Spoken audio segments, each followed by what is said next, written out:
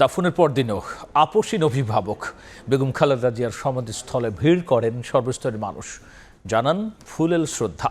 তার মহাপ্রয়াণে শোকে মুহ্যমান বাংলাদেশ। দেশনেত্রীর কবর জিয়ারত এবং তার আত্মার মাগফিরাত কামনায় দোয়া করেন আগরতলা। বেগম জিয়ার আদর্শ ধারণ করে এগিয়ে যাওয়ার প্রত্যয় বিএনপি নেতা কর্মীদের। এসব বিষয় নিয়ে আলোচনার জন্য স্টুডিওতে যুক্ত হয়েছেন সহকর্মী সানবীর রূপল। যাচ্ছি তার কাছে। রূপল, লাখ লাখ মানুষের জানাজা উপস্থিতি, একই সাথে কয়েকদিন ধরেই কিন্তু এই বিষয়টা আমরা সেই একেবারে এভারকেয়ার হাসপাতাল থেকে জানাজা পর্যন্ত বা আজকের দিনেও যদি আমরা খেয়াল করি, এখনও কিন্তু মানুষ আসছেন। সামগ্রিকভাবে এই যে একজন নেতার উপর বা বাংলাদেশের প্রথম নারী প্রধানমন্ত্রীর উপর এই যে মানুষের যে আস্থা, বিষয়টি কিভাবে আসলে আজকে বিশ্লেষণ করছে যারা আসছে?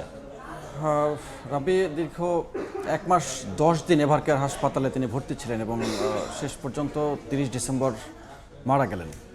এবং মারা যাওয়ার পরে মানুষের যে প্রতিক্রিয়া, আমি গতকালকে এভারকেয়ার হাসপাতাল থেকে শুরু করে একেবারে জিয়াউর রহমানের পাশে যে তাকে কবরস্থ করা হয়েছে সেই পর্যন্ত আমি পুরো দিনভরই মাঠে ছিলাম এবং দেখেছি মানুষের যে আবেগ, মানুষের যে তার প্রতি ধারণা, মানুষের যে তার প্রতি যে শ্রদ্ধা, মানে সব কিছু মিলিয়ে মনে হয়েছিল যে একটি বাংলাদেশের রাজনৈতিক সূর্য অস্ত গেছে কালকে। এবং এই বিষয়টিকে সাধারণ মানুষের কিছুটা নিয়ন্ত্রণ চেষ্টা করা হয়েছিল। আইন শৃঙ্খলা রক্ষা বাহিনীরা তারা চেষ্টা করছিলেন সারাদিন ব্যাপী, কিন্তু যখন কবরস্থ করার পরে সব ভিআইপিরা অর্থাৎ প্রোটোকল শেষ হয়ে গেল, তারপরে মানুষ যে মানে খুব জোরে আমি ছুটতে দেখেছি যে বেগম জিয়ার কবরের কাছে তারা যাবেন, তার কবরটা দেখবেন, সেখানে দোয়া মোনাজাত করবেন, এরকম একটা পরিস্থিতি সন্ধ্যার দিকে আমি দেখেছি, সন্ধ্যার পরে। তো আপনি বুঝতে পারছেন যে সেই অবস্থাটি গতকালকেও সন্ধ্যায় যেমন ছিল, আজকে সর্বসাধারণের জন্য যেহেতু উন্মুক্ত এবং সব মানুষজন গেছেন এবং রাজনৈতিক দলগুলোর নেতাকর্মীরা গেছেন, সাধারণ মানুষ গেছেন, সবাই এখানে আপনি দেখতে পাচ্ছেন যে কোরআন তেলাওয়াত করছেন। এবং গতকালকেও তারেক রহমান তিনিও কোরআন তেলাওয়াত করেছেন বাসায় যখন নিয়েছে তখন।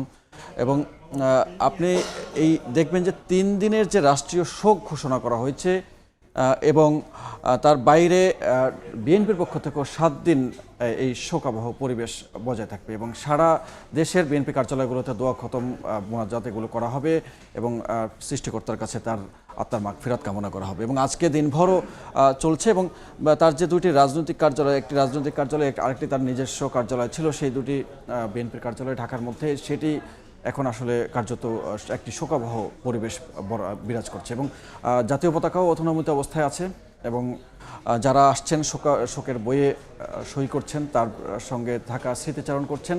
পাশাপাশি আরেকটি বিষয় জানিয়ে রাখি যে দেশের বাইরে যে দূতাবাসগুলো আছে বাংলাদেশের, সেই দূতাবাসগুলোতেও শোকের বই রাখা আছে এবং সেখানে তার সম্পর্কে লিখতে পারেন এবং তার সম্পর্কে বলতে পারেন।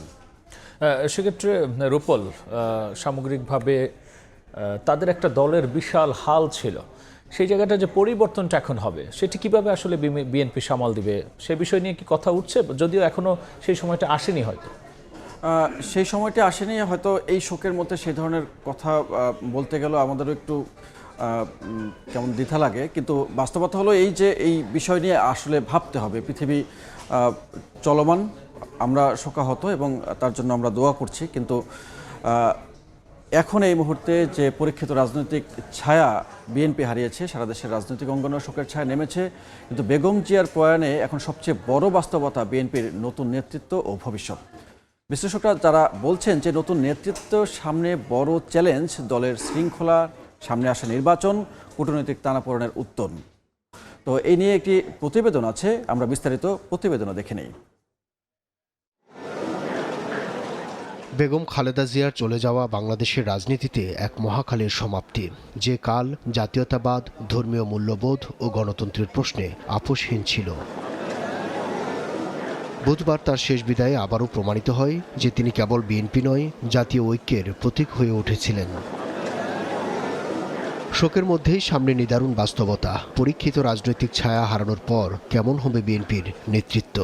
আমি মরহুমা বেগম খালেদা জিয়ার বড় সন্তান তারেক রহমান। দলের ভারপ্রাপ্ত চেয়ারম্যান তারেক রহমানই এখন বিএনপির প্রধান মুখ। রাজনৈতিক বিশ্লেষকরা মনে করেন কার্যত 2018 সাল থেকে দলের উপর তার নিয়ন্ত্রণ। 17 বছরের নির্বাসন আর জানাশোনা আরও পরিপক্ক করে তুলেছে তাকে। তারেক জিয়ার নেতৃত্বের প্রতি এই দেশের মানুষের যে আস্থার জায়গাটা, সেটা কিন্তু ইতিমধ্যেই তার যে গণসংবর্ধনায় বিপুল সংখ্যক মানুষের উপস্থিতি এবং গণসংবর্ধনার জবাবে তারেক রহমানের যে বক্তব্য, সেগুলো তার রাজনৈতিক পরিপক্কতার নিদর্শন। প্রুফ করা যে তার পার্সোনাল কোনো ইন্টারেস্ট তিনি দেখাবেন না, বরং দেশের স্বার্থে পুরোপুরি নিজেকে নিবেদিত করবেন। দলের অভ্যন্তরীণ শৃঙ্খলা, কূটনৈতিক টানাপোড়েন এবং শহীদ জিয়া ও বেগম জিয়ার নীতির ধারাবাহিকতা ধরে রাখার পাশাপাশি সামনের নির্বাচন তারেক রহমানের জন্য কঠিন পরীক্ষা বলেও মনে করেন তারা। জিয়াউর রহমান এবং বেগম খালেদা জিয়ার যে নেতৃত্বে যে ধারাটা সেটাকে অক্ষুণ্ণ রাখা এবং সেটাকে অক্ষুণ্ণ রেখে বাংলাদেশকে একটা স্বাধীন সার্বভৌম রাষ্ট্র হিসেবে প্রতিষ্ঠা করা। সংকট সম্ভাবনার মধ্যে দিয়ে তিনি গেছেন এবং এর মধ্য দিয়ে যে তিনি অভিজ্ঞতাটা অর্জন করেছেন, সেই অভিজ্ঞতাটাকে কাজে লাগিয়ে আমরা আশা করি যে তিনি দলকে সংগঠিত করে রাখতে পারবেন। আবেগ নয়, বাস্তব ভিত্তিক রাজনীতি তারেক রহমানকে অনন্য উচ্চতায় নিয়ে যেতে পারে বলে মত বিশ্লেষকদের। আব্দুল্লাহ শাফি, সময় সংবাদ, ঢাকা। রূপল, আমরা রিপোর্টে দেখলাম, একই সাথে যদি একটু আমরা টানি যে 17 বছর পর তারেক রহমান আসলেন, এরপরে এত বড় ধাক্কা, আবার সামনে নির্বাচন, কিভাবে আসলে সামাল দেবেন?